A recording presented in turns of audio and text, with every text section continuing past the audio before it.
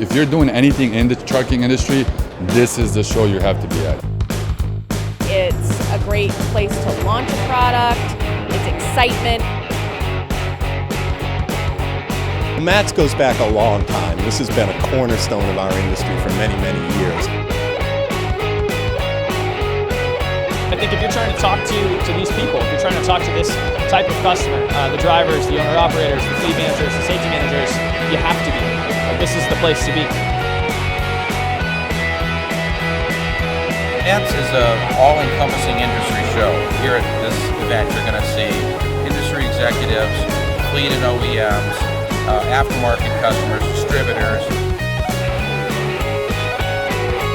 Here at MATS, we see customers continually flow by. It's just incredible how many customers are here. We're able to engage on every single level with every single type of customer in the marketplace. I've never seen another show in the other industries I've worked in as well that covers one industry so well as the MATS covers trucking. From a standpoint of sales generation, of revenue generation, on the carrier standpoint, the owner-operator standpoint, this is second to none. So this is a place that you can educate your customer, you can engage with them, and you know they're going to be targeted to your specific product or service.